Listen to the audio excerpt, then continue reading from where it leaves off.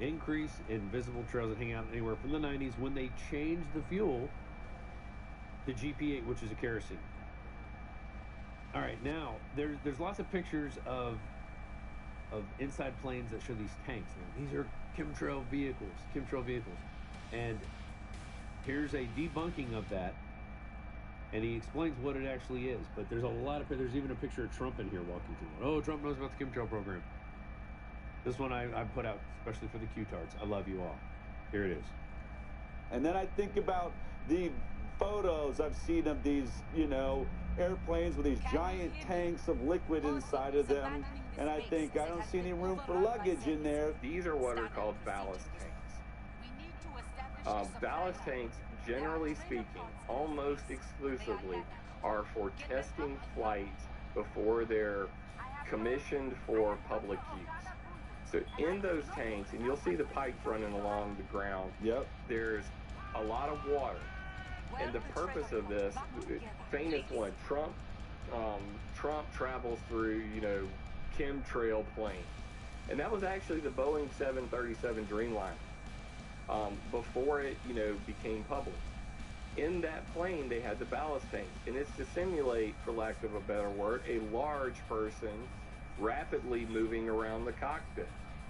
It's to simulate luggage or heavy, anything in the cargo bay rapidly moving around to try to throw the plane off balance. So there's a rugged set of tests that have to be done to each plane. And these are the most common misused images for the chemtrail community. So just by debunking these photos doesn't mean chemtrails don't exist, because we just learned that all the NATO countries traded their regular fuel into this jet fuel, which has a lot of heavy metals in it, which is what we're seeing. Now, one called Intent. I don't see that one in here. I might have to go find that one during the break, and we'll play that one on the rest. So, in fact, I'm going to go find that one while we do this Chemtrails Explained, because the intent is where he shows that they want these clouds to do this. They want this to happen in the daytime to reflect the sun back and then disappear at night. And the way they do it is using AI. So here it is, clip 8, Chemtrails Explained. It's a 6-minute clip, but it's very interesting. You need to pay attention to this. Here it is. The Obama administration, while everybody was having the Trump-Hillary Clinton election, wall-to-wall coverage. Everything always happens while nobody's looking, right? The Obama administration signed the Federal Alternative Aviation Fuel Emissions Pact with the European Union, China, and the ICAO.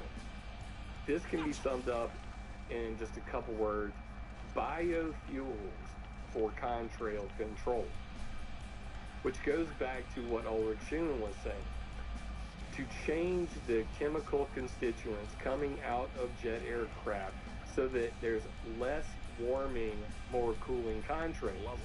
So I got in touch with the guy at the FAA who was testing the biofuels. His name is Dr. Rangasai Halford. He is the head of the FAA's Aviation Climate Change Research Initiative. And I specifically asked him, and I sent him the documentation. I said, what did Ulrich Schumann mean by less warming, more cooling contrails, predictable for operational planning?